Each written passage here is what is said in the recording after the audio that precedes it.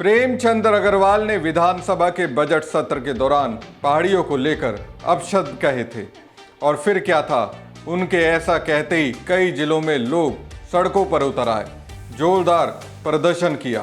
प्रेमचंद अग्रवाल के बयान से विपक्षी दलों के साथ साथ उनकी अपनी पार्टी बीजेपी के विधायक भी नाराज हो गए। आखिरकार 17 मार्च को उन्होंने ये कहते हुए इस्तीफा दिया कि उनके शब्दों को गलत समझा गया। प्रेमचंद अग्रवाल ने मंत्री पद से इस्तीफा दे दिया, लेकिन सवाल कई अभी बाकी हैं। आज की रिपोर्ट में इसी को समझने की कोशिश करेंगे। 2.5 दशक पहले उत्तराखंड के लिए आंदोलन हुआ। कई शहादतों के बाद उत्तर प्रदेश से अलग होकर ये राज्य बना, लेकिन एक बार फिर ये राज्य सुलग रहा है। एक तरफ लोग अपनी अस्मिता, जमीन और हक के लिए सड़कों पर हैं, तो दूसरी तरफ नेताओं के भड़काऊ बयान इस आग में घी डालने का काम कर रहे हैं। राज्य बनने के बाद पहाड़ की जनता ने विकास, रोजगार, अपनी जमीन पर हक के जो सपने देखे थे, आज वो अधूरे पड़े हैं। अधूरे सपनों के असंतोष को प्रेमचंद अग्रवाल के बयान ने और भड़का दिया। तो क्या ये माना जाए कि बात बिगड़ चुकी है और एक बार फिर से बड़ा आंदोलन होने वाला है? उत्तराखंड की पहाड़ियां, हरे भरे जंगल और ऊंचे पेड़ प्रकृति की सुंदरता में चाल चांद लगाते हैं, लेकिन एक बार फिर विकास के नाम पर इनकी बलि लेने की तैयारी की जा रही है। सड़क चौड़ीकरण के लिए 3000 से ज्यादा पेड़ काटे जाने का प्रस्ताव है। ये कोई छोटी संख्या नहीं है और ना ही ये पहली बार हो रहा है कि जब प्रकृति को विकास की भेंट चढ़ाया जा रहा हो। लेकिन इस बार स्थानीय लोग चुप नहीं बैठेंगे। पेड़ों को बचाने के लिए एक नया चिपको आंदोलन जन्म ले रहा है। सड़कों पर महिलाएं उतर आई हैं। उनके हाथों में चिपको आंदोलन की जनक गौरा देवी की तस्वीरें हैं। वे नारेबाजी कर रही हैं, पेड़ों की पूजा कर रही हैं और उन्हें रक्षा सूत्र बांधकर अपनी भावनाएं व्यक्त कर रही हैं।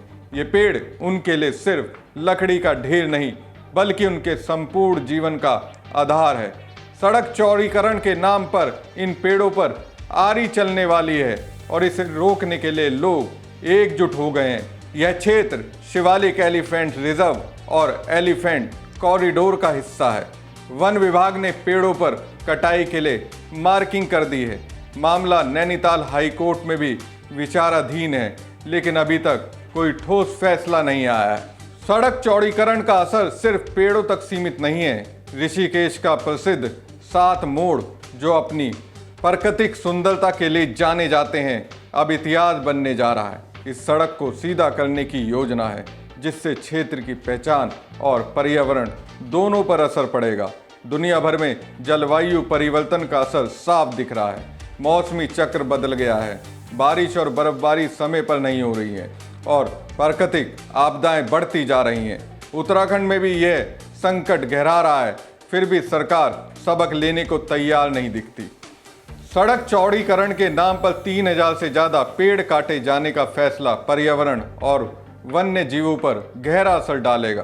प्रदर्शनकारी कहते हैं कि अगर ये कटाई नहीं रुकी तो आने वाली पीढ़ियों को इसका खामियाजा भुगतना पड़ेगा। आपको बता दें कि ऋषिकेश से बनियावाला के बीच सड़क को 4 लेन किया जा रहा है। करीब 21 किलोमीटर के दायरे में 600 करोड़ रुपए की लागत से चौड़ीकरण का कार्य किया जा रहा है। चौड़ीकरण के दौरान करीब 3300 पेड़ भी कटान की जद में आ गए हैं और इन पेड़ों को काटने के विरोध में बड़ी संख्या में पर्यावरण प्रेमी मुखर होकर अपना विरोध जता रहे हैं। पेड़ों से चिपककर महिलाओं ने उनके रक्षा का संकल्प लिया और चिपको आंदोलन 2 शुरू करने का ऐलान किया। विरोध प्रदर्शन के दौरान हस्ताक्षर अभियान भी चलाया गया। उत्तराखंड की जनता हमेशा से बिजली, पानी, सड़क, शिक्षा और रोजगार जैसी बुनियादी मुद्दों के लिए लड़ती रही है। 1979 में शुरू हुआ उत्तराखंड क्रांति दल इसी असंतोष की उपज था। 1990 के दशक में आंदोलन उग्र हुआ जब मुलायम सिंह की सरकार ने मैदानी लोगों को पहाड़ों में बसाने की बात कही। 1994 में रामपुर तिराहे की हिंसक मुठभेड़ में कई लोग मारे गए। इसके बाद 8 पहाड़ी जिलों के साथ अलग राज्य का प्रस्ताव बना, जिसमें बाद में मायावती ने तराई के उधम सिंह नगर और हरिद्वार जैसे मैदानी इलाके जोड़ दिए। नवंबर 2000 में उत्तराखंड तो बना, लेकिन इसकी पहचान एक पहाड़ी राज्य के बजाय जनसांख्यिकीय असंतुलन से कमजोर हो गई। आज हालात ये हैं कि देहरादून, हरिद्वार और उधम सिंह नगर जैसे मैदानी इलाकों में स्कूल, अस्पताल और उद्योग हैं, जबकि पहाड़ी इलाकों के हजारों गांव अब भी विकास की राह देख रहे हैं। पिछले 2-3 सालों से युवा भू कानून और मूल निवास की मांग को लेकर सड़कों पर हैं। उनकी चिंता है कि राज्य की जमीन बाहरी लोगों, ठेकेदारों और बिजनेसमैनों को दी जा रही है। सरकार ने भू कानून में संशोधन के नाम पर मैदानी जिलों को इसके दायरे से बाहर रखा, जिससे पहाड़ मैदान की खाई और चौड़ी हो गई। अग्रवाल के बयान ने इस असंतोष को पहाड़ की अस्मिता से जोड़ दिया। जब बद्रीनाथ के कांग्रेस विधायक लखपत ने विरोध किया तो स्पीकर का रवैया देख लोगों को लगा कि उनकी पहचान को चुनौती दी जा रही है, जिसके बाद प्रदर्शन हुए, युवाओं ने पुतले जलाए, आमरण अनशन किया, अपने खून से राष्ट्रपति को चिट्ठी लिखी। गैंडसण में आंदोलनकारियों को सड़क छाप कहने वाले महेंद्र भट्ट के खिलाफ भी गुस्सा भड़का।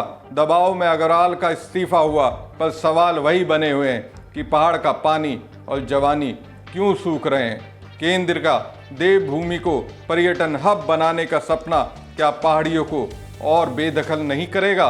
अंग्रेजों ने यह अच्छे से समझा था कि हिमालय सिर्फ पेड़ पौधों का खजाना नहीं, बल्कि संस्कृतियों और पहचान का संगम है, मगर आज सरकारें इसे भुला चुकी हैं। इसके चलते तराई में आय बढ़ी, पर केदारनाथ और जोशीमठ जैसे नाजुक इलाके तबाह हो गए। युवा अब जंगल, जल, जमीन और रोजगार के लिए नया आंदोलन कर रहे हैं। उन्होंने अपना राजनीतिक मोर्चा बनाया है। सवाल ये है, क्या क्षेत्रवाद के बीज जो कभी यहाँ नहीं थे अब और गहरे होंगे? उत्तराखंड की जनता अपनी असली पहचान और हक की लड़ाई कितनी दूर ले जा पाएगी, यह वक्त ही बताएगा। हमारी खबर आपको कैसी लगी कमेंट बॉक्स में कमेंट करके जरूर बताएं। साथ ही पेज को ज़्यादा से ज़्यादा लाइक और शेयर कीजिएगा। धन्यवाद।